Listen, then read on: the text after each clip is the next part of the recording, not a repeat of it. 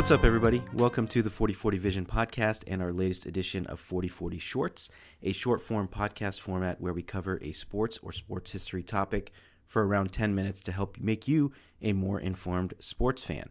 Today, we're talking about one of the most iconic football clubs in the world, and my personal favorite team, Chelsea Football Club, and the supposed curse that seems to be plaguing their number 9 shirt.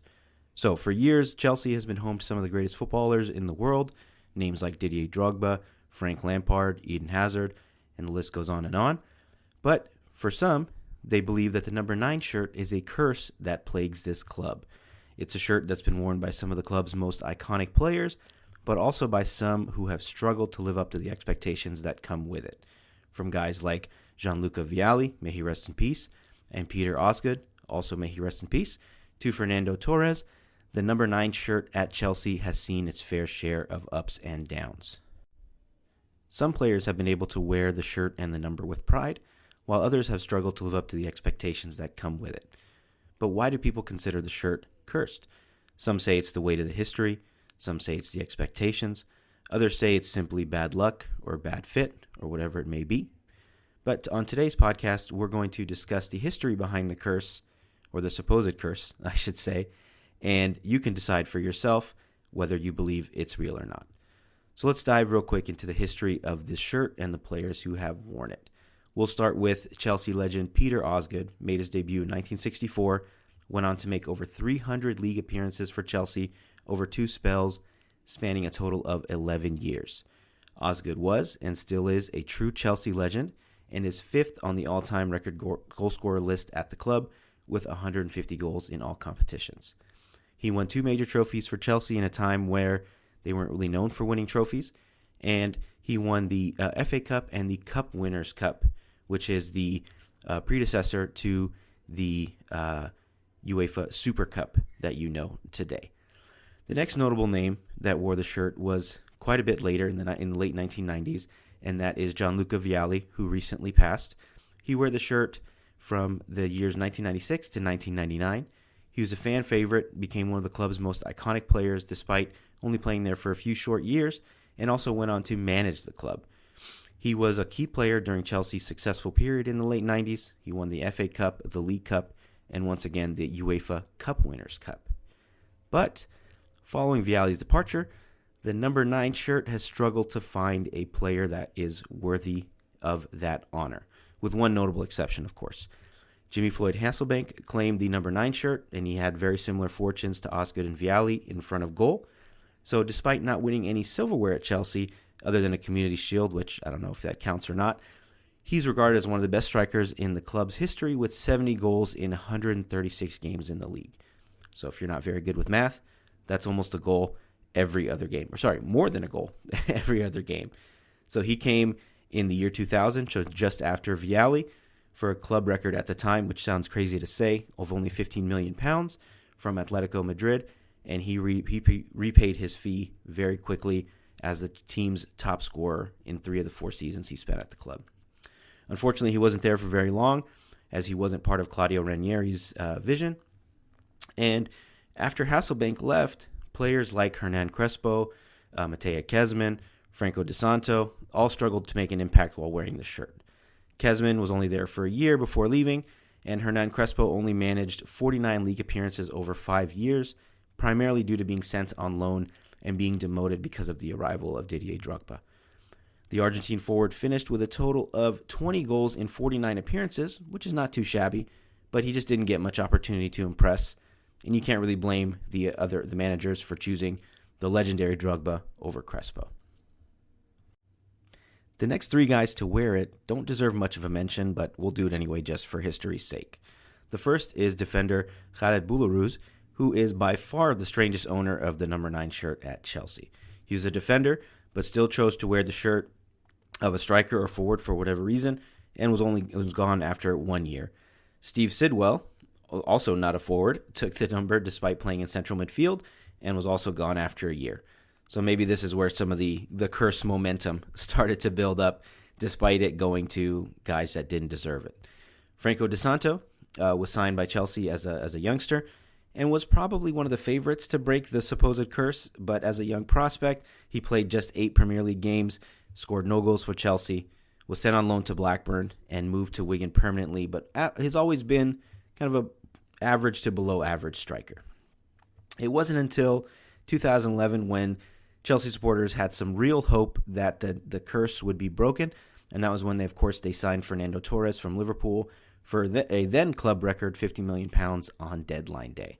He was one of the best strikers in the world, and we had high hopes for him, but unfortunately he struggled to live up to the massive expectations that came with being the savior at Chelsea, the heir to Didier Drogba, etc., etc.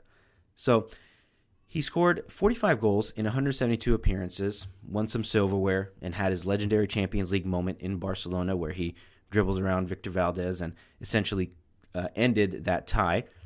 But he was still a disappointment when it came to the money spent. So after Torres departed, there was a number of other guys that also did not live up to the expectations that came with the shirt. The first was Radamel Falcao, the legendary striker known as El Tigre. He joined Chelsea on loan after another disastrous spell at Manchester United, also on loan. He scored 1 goal in 12 matches, and Chelsea turned down the chance to sign him for £38 million at the end of the season and left in the summer of 2016. The funny thing about that is he struggled at United, he struggled at Chelsea, but then the next year he goes on to score between 20 and 30 goals for Monaco, and they win the league despite being facing the likes of Paris Saint-Germain. And so he went on to play well, but just didn't do it at Chelsea. Maybe he couldn't find fitness, maybe it was a weird time at the club, whatever it may be.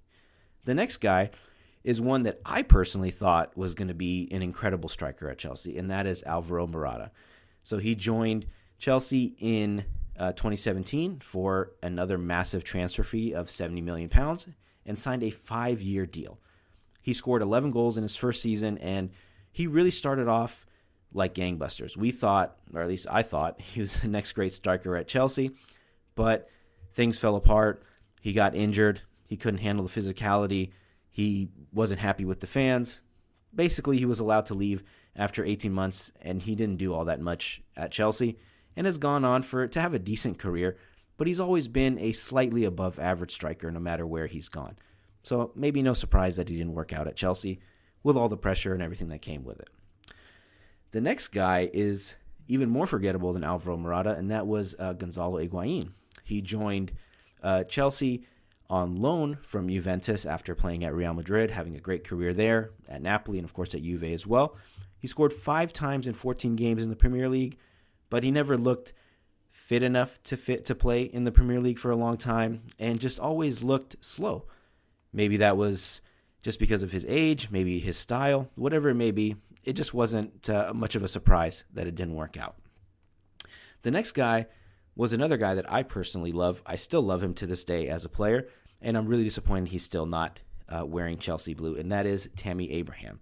So Tammy was a Chelsea youth product. He impressed on loan at a bunch of places, most recently at Aston Villa, and Frank Lampard decided to show some trust in him and chose him as the club's number 9 ahead of the 2019-2020 season. So, of course, that is the COVID season that got all messed up because of the COVID-19 epidemic in March of 2020. But he still scored 18 goals in 47 games for Lampard. But in the next campaign, he kind of struggled under Thomas Tuchel. Maybe that was a change in formation, a change in responsibility. Maybe he just didn't feel as trusted by Tuchel as he did for Lampard. Anyway, he scores only, and I say only, 12 goals that season, and he scored a very respectable 30 goals in 82 appearances while wearing that number 9 shirt for Chelsea. So unfortunately, that wasn't deemed good enough, and he was sold to AS Roma on a 5-year deal for about £35 million. And he continues to play well at Roma, and I'm really sad, to be honest, that he's not still with Chelsea. And the main reason that he's not with Chelsea anymore is because they went out and bought another number 9 and another guy that he's not quite a Chelsea academy product, but was a young player that was purchased by Chelsea way back when, and that is Romelu Lukaku.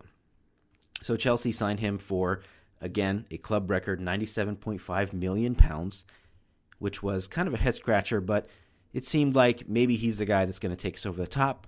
He's going to be the next striker after Diego Costa that's going to fire us to a Premier League title. And obviously that did not happen. He started off well under Thomas Tuchel, but he never seemed to fit with the system. He scored 8 goals in 26 Premier League games, and of course, that's not what you expect when you're paying £100 million for a striker. And he had some injuries. There was another COVID-19 outbreak, and a very ill-advised interview came out where it seemed like he was unhappy at Chelsea and pining for a return back to Inter Milan. He got that return on loan, and it doesn't seem like he will be wearing the Chelsea number 9 shirt ever again. The most recent victim or bearer of the Chelsea number 9 shirt is former Arsenal and Barcelona striker Pierre-Emerick Aubameyang. So he was purchased this past summer for just about £10 million as he was deemed surplus to requirements at Barcelona, and he's been okay. He has 3 goals and 2 assists at the time of this recording, and it's January 24th, 2023. And he doesn't seem to fit new manager Graham Potter's system and has been in and out of the team, not chosen all that often for the starting 11, and is really on the back half of his career anyway. He's about 33 or 34 years old. So to be fair, we probably didn't have too high of expectations for him, especially with his price tag and all that. So there seems to be a legitimate fear around the club that the number 9 shirt is cursed. Thomas Tuchel mentioned it. He said some players will never take it up. Guys would rather wear, the 19 shirt like Diego Costa or 29 like Kai Havertz. So it seems like guys are actively avoiding the number 9 shirt. But I would like to argue that if you take a closer look at it, it really seems like the players that have worn it just aren't worthy of the number. They just weren't good enough. Would Diego Costa have struggled if he wore number 9 instead of number 19? Would Drogba have struggled if he took over the number 9 shirt once Crespo left? I doubt it.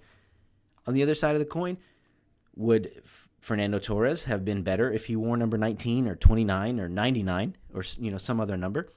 Maybe, because he wouldn't have had the expectations, but I think most of the expectations that came with Torres were around the price tag and not the jersey number. Falcao may have come good if he stuck around, but it was a weird time at Chelsea, and Higuain was also washed up when he got here. So Falcao, maybe he could have broken the curse if he stuck around, but you're not going to pay £38 million for a guy that looked like he was done. And of course, Higuain was just plain washed up. The next guy, Morata, as we said, he was hurt, couldn't handle the pressure.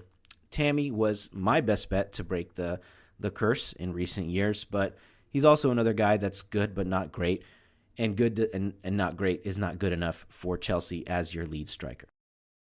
Lukaku was always overrated as a player. He couldn't stay healthy, he didn't fit with Tuchel's system, so it was a weird transfer in the first place, and he essentially talked his way out of town. And the last guy, of course, Aubameyang, like I said, he's in his mid-30s, probably not you don't expect too much from him in the first place, and he just might be past his prime, and of course he doesn't fit with what Graham Potter is trying to do. So essentially, what I am trying to say is that this curse, you can call it self-fulfilling, self-perpetuating. Maybe there's a legitimate fear among the guys, and if guys think that there is a curse associated with the number, then they're not going to wear it. But if a guy like prime Didier Drogba wore number 9, or for example, if Robert Lewandowski in some alternate universe came to Chelsea and wore the number 9 shirt, they wouldn't be weighed down by the curse because it doesn't exist. It sounds funny to say that, but it's not about the number. It's about the guy that's wearing the number. And eventually, at some point, when Chelsea, just like every other football club in the world, is looking, it finds that world-class striker, then he's going to come in and break this supposed curse and end all this talk. If Chelsea had, by some miracle, signed Erling Haaland this past summer, do we really think that he would be cursed by the number 9 shirt? The guy's a machine. He's a cyborg. He scores goals for fun. He's not going to be weighed down by some, pretend voodoo curse. So, Chelsea fans, lighten up. This isn't Lord Voldemort and the Defense Against the Dark Arts job at Hogwarts. This is just a case of giving guys that don't deserve it this jersey number. So, let's save it for a true world-class player, or just give it to some kid that doesn't know about this. If you're 17, 18, 19, and you're in the Chelsea Academy, maybe you've heard of the Chelsea curse, but you probably just don't care because you're too young to give a shit, and that's what matters. So thank you for checking us out. We appreciate your time today, checking out the 4040 Shorts edition of the 4040 Vision podcast. Make sure to follow, like, and subscribe to our podcast on all the major podcasting platforms, and let us know what you think on social at Instagram and Twitter at 4040 Vision Pod. Thanks, y'all. Peace.